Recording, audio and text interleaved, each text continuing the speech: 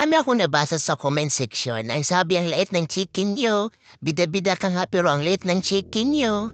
Para po sa lahat, sasabihin ko po sa inyo, hindi po ako ang may-ari ng Jollibee Brands, hindi rin po ako nagluluto ng chicken na yan. Ako ay mascot lang po at nagpapasaya sa mga tao.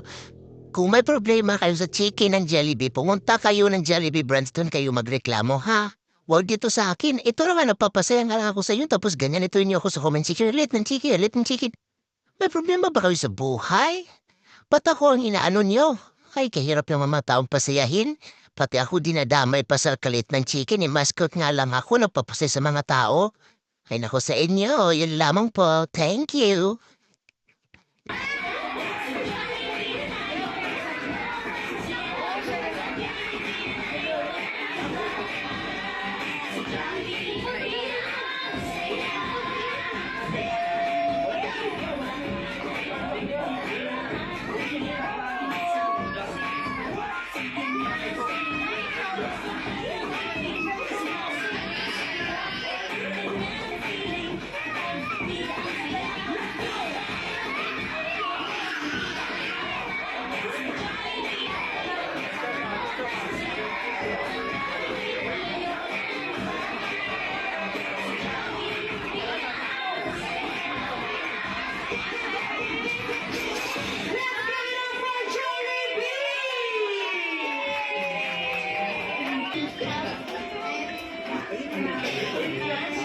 Oh, Kuya wants you to be healthy and strong always and happy. I love you, baby. Happy birthday. Alright, thank you so much, Mommy and Daddy, for a very wonderful birthday wish.